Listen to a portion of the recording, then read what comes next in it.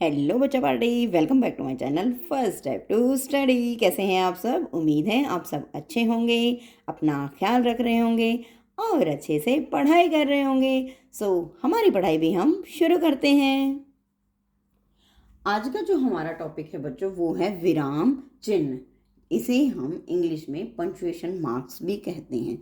इनकी ज़रूरत हमें क्यों पड़ती है, यानी पंक्चुएशन मार्क्स या विराम चिन्ह को हम अपनी भाषा में कब प्रयोग में लाते हैं, इनका हम इस्तेमाल क्यों करते हैं और इनका इस्तेमाल हमें किस तरह से प्रयोग में लाना चाहिए और इन सभी का इस्तेमाल करने से किस तरह से हमारे वाक्य में डिफरेंस आ जाता है, वो आज हम देखेंगे। सबसे पहले हम देखते हैं कि विराम चिन्ह क्या होता है, इसकी परिभाषा क्या है। विराम शब्द का जो अर्थ है, विराम का जो अर्थ है वो क्या होता है? रुकना या ठहरना। विराम शब्द का अर्थ जो है वो हमारा होता है रुकना या ठहरना। जब भी हम अपनी बात को कह रहे होते हैं तो हम कुछ समय के लिए, जब उस बात की भाव को हम समझाने के लिए, यानी कि हम उसकी फीलिंग्स को, यानी कि वो भाव हम कहना क्या चाहते हैं उसके भाव को समझाने के लिए हम कुछ समय के लिए रुकते हैं, उसको हम क्या कहते हैं?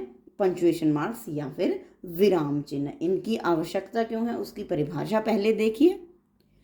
अब इसकी परिभाषा क्या बनी? विभिन्न प्रकार के भावों और विचारों को प्रकट करने के लिए जिन चिन्हों का प्रयोग किया जाता है उन्हें हम विराम चिन्ह कहते हैं।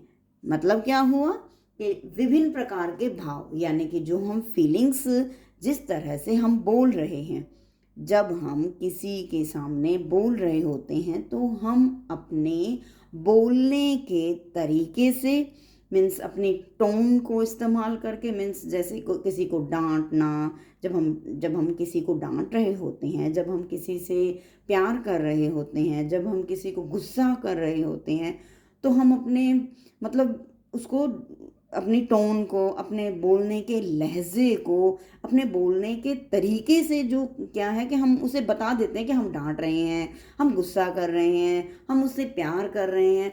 तो हम अपने जो अपने भाव है, अपने विचार है, वो हम क्या कर सकते हैं? हम बोलते समय भाव अपने प्रकट कर सकते हैं। लेकिन जब हम लिख रहे होते हैं तब क्या होता है?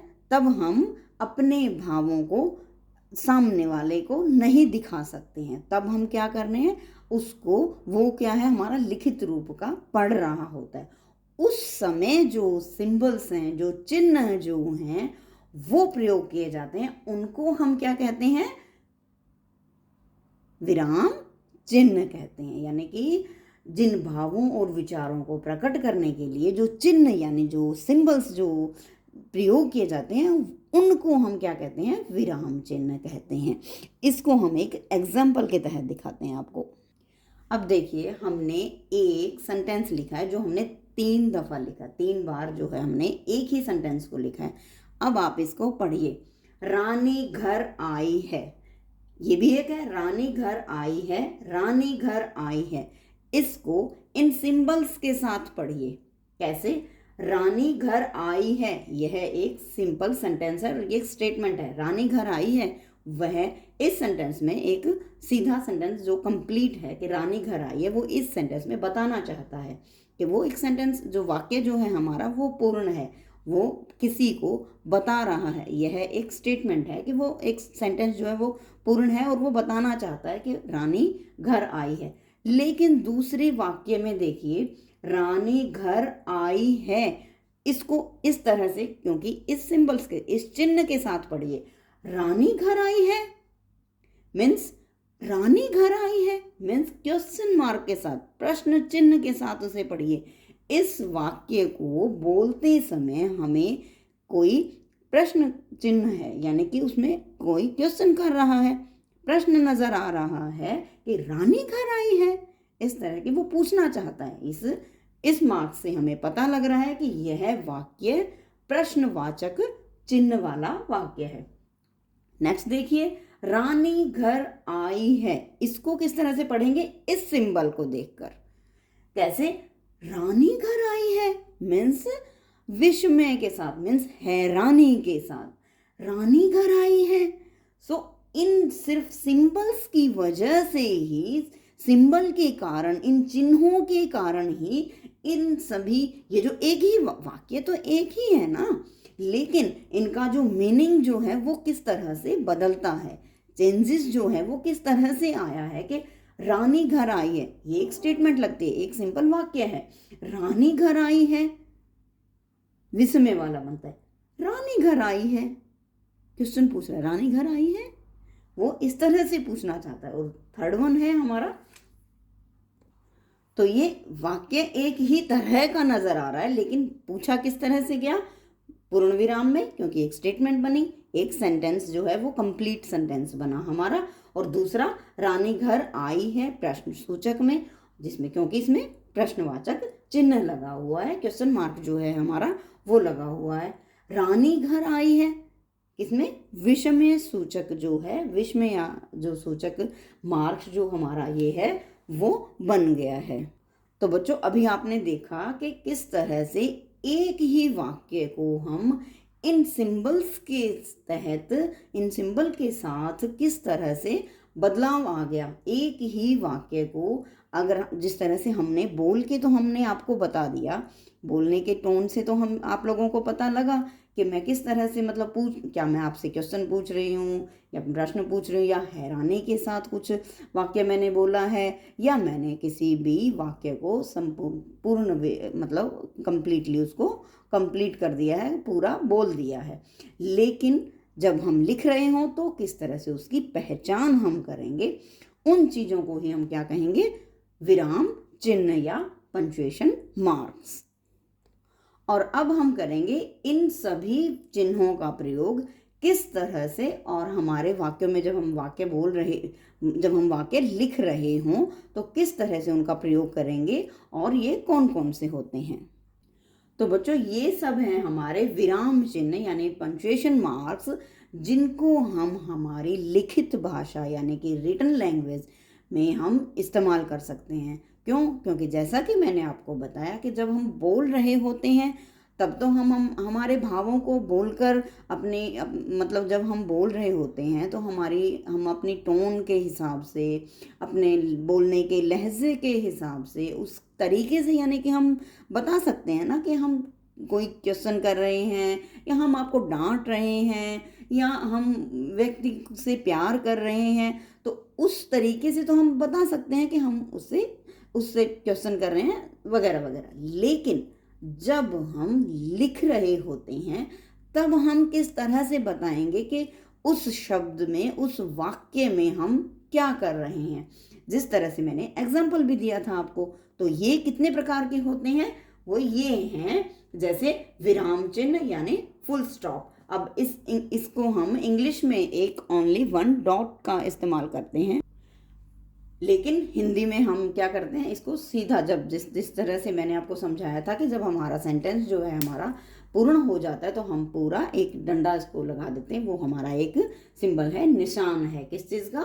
विराम चिन्ह का। और दूसरा है हमारा अल्प विराम यानी कोमा, और जब हम किस तरह से रुक रहे होते हैं तो फिर हम उसको कोमे का इस्तेमाल कर देते हैं, किसका? अल्प विराम का। प्रश्न सूचक, जिस तरह से मैंने आपको क्वेश्चन किया था, जैसे मैंने कहा क्या यह राम है, वह कब आएगा, इस तरह से कोई भी जब हम किसी से प्रश्न पूछ रहे होते हैं तो हम ये प्रश्न मार्क का जो है वो निशान जो है, प्रश्न सूचक चिन्ह का इस्तेमाल जो है हम कर लेते हैं।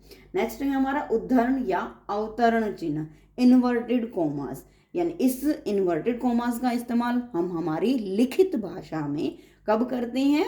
जब हम किसी के द्वारा कहे गए शब्दों का इस्तेमाल करते हैं, यानी कि ज्यों का त्यों हम उसको, किसी के द्वारा वो शब्द कहे गए हैं तो हमने तो उसी के शब्दों का इस्तेमाल किया ना, तो उनके द्वारा कहे गए शब्दों को इस्तेमाल करने के लिए हम किस चीज़ का इस्तेमाल करेंगे? उद्धरण या अवतरण चिन्ह का, यानी इन्वर्टेड कोमास में हम वो वर्डिंग जो है, वो वाक्य जो है हम वो लिख देंगे। और विस्मयादि बोधक चिन्ह या इसके एक्सक्लेमेटरी मार्क। और योजक चिन्ह का प्रयोग हम कब करेंगे, जब दो चीज़ों को जोड़ने, हाइफन इसको हम इंग्लिश में कहेंगे, और इसको हम इस्तेमाल कब करेंगे, जब हम दो चीज़ों को जोड़ देंगे, जैसे राम और श्याम, जिस तरह से माता और पिता, इस तरह के शब्दों को जब हम जोड़ते हैं तब हम इसका इस्तेमाल करेंगे। नेक्स्ट है हमारा निर्देशक चिन्ह। अब ये किसी चीज़ को निर्देश देने के लिए, डैश इसको हम कहेंगे। और इन दोनों में थोड़ा सा ही डिफरेंस है। कैसे, जब योजक होता है तो वो एक माइनस का ही निशान है, डैश भी एक माइनस का निशान है, लेकिन जो हमारा हाइफन या योजक चिन्ह है वो थोड़ा सा उससे बड़ा, लगभग डबल होता है, यानी कि उससे बड़ा होता है। नेक्स्ट है हमारा कोष्टक चिन्ह यानी ब्रैकेट। और ये कब करते हैं, किसी भी अपने वाक्य को दिखाने के लिए, जैसे गुस्से को दिखाना है, प्यार को दिखाना है, उसके लिए, या किसी के वाक्य द्वारा कहे गए वाक्यों को इस्तेमाल करने के लिए इन जो अपना कोष्टक चिन्ह है, ब्रैकेट्स को हम अपना इस्तेमाल करते हैं। तो ये है हमारे विराम चिन्ह यानी पंक्चुएशन मार्क्स के पार्ट जो हैं वो आज हमने कंप्लीट कर लिए हैं। तो बच्चों, आज की वीडियो जिसमें हमने देखा कि पंक्चुएशन मार्क्स यानी विराम चिन्ह का पार्ट 1 हमने बनाया, जिसमें हमने देखा अर्थ क्या होता है, विराम का अर्थ क्या होता है, रुकना या ठहरना, परिभाषा क्या होती है, यानी विभिन्न प्रकार के जो भाव और विचार जो हैं हमारे, उनको प्रकट करने के लिए जिन चिन्हों का हम इस्तेमाल करते हैं, जिन चिन्हों को प्रयोग में लाते हैं, उन चिन्हों को हम क्या कहते हैं, विराम चिन्ह कहते हैं। और ये कितने प्रकार के होते हैं, ये सब आज हमने हमारी वीडियो में देखा कि कितने प्रकार के, 8 प्रकार के जो चिन्ह हैं वो आज हमने एक्सप्लेन किए, जैसे विराम चिन्ह और अल्प विराम, प्रश्न सूचक, उद्धरण या अवतरण चिन्ह, विस्मयादि बोधक चिन्ह, योजक चिन्ह, निर्देशक चिन्ह और कोष्टक चिन्ह। इन सब को आज हमने इस वीडियो में कवर किया। आशा करती हूँ आप सबको ये सब समझ आया होगा बच्चों। तो बच्चों, आज की वीडियो में इतना ही। क्या किया, विराम चिन्ह, परिभाषा, अर्थ और प्रकार। तो मिलते हैं नेक्स्ट वीडियो में इसी टॉपिक की एक्सप्लेनेशंस के साथ। Till then bye.